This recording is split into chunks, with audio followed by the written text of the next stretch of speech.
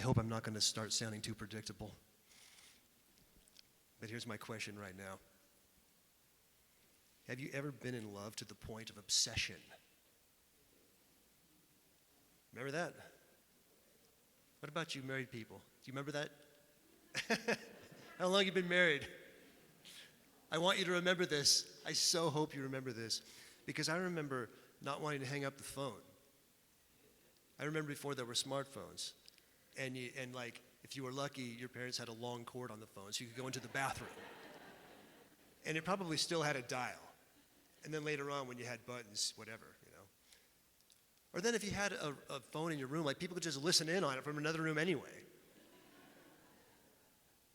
I remember not wanting to go home. I remember the date not, wanting the date to not end. All that stuff. Sometimes we're in love in a different way. Sometimes the type of intensity, the great longing that we feel, even though we know what it's like to have it directed towards other people, because that's just the most normal thing in the world, every once in a while it hits you differently, and you become obsessed with a different kind of love, or a different context for love, a different way to live in love. There are different ways of being in love with God. And sometimes we fall in love with God or the church through our vocation. We get caught up in the mystery of the union between Christ and his church, and it becomes our marriage too. It can become something that we become very much united in, very much connected with it. It becomes our all-encompassing life commitment. It becomes our family. That's the type of great love that God gives us. Sometimes we're athirst for God. I was often in the monastery after vigils. We would finish praying vigils, so it'd be like 4:15, 4:30 in the morning or something.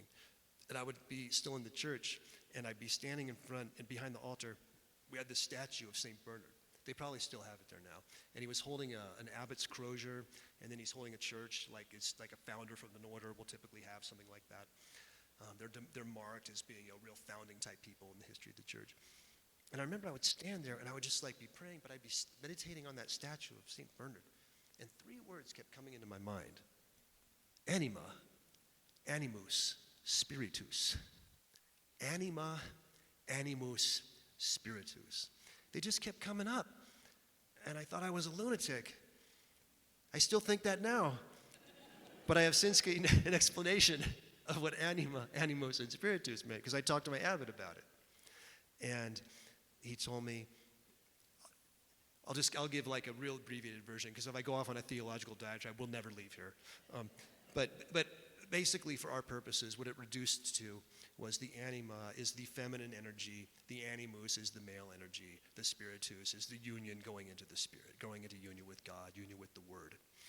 And so I realized more and more that that's what God was calling me to. That God calls us to be unified totalities, that God calls us to have this absolute, burning, passionate love that is something that we are to truly reside in.